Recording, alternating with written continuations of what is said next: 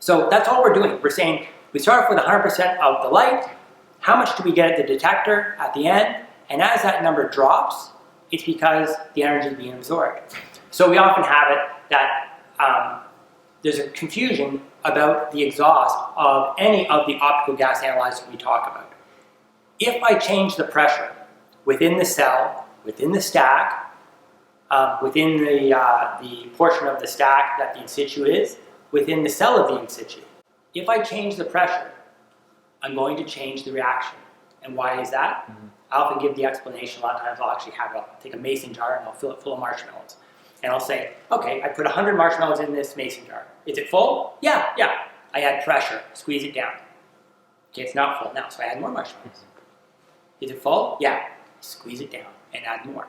So realize, as we change the pressure within the optical bench, whether it's your stack, whether it is the cell itself, I change the number of molecules in the given area. They get closer together. What does that mean? Well, if I basically have an analyzer that simply determines how much energy has been absorbed by the molecule, the more molecules, the more absorption.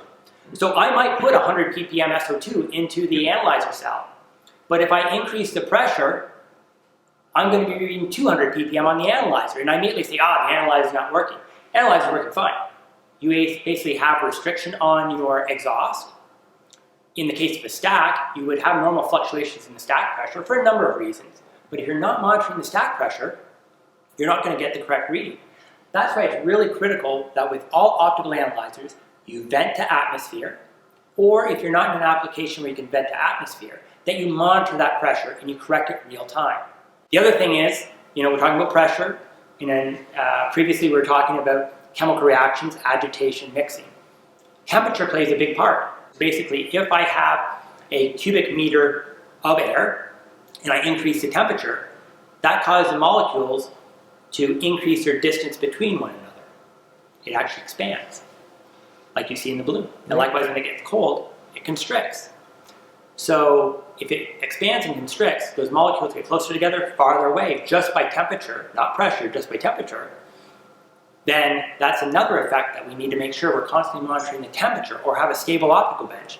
If we don't have a stable optical bench, it totally throws off our readings because we're simply counting the amount of energy absorbed in that optical bench at a given time.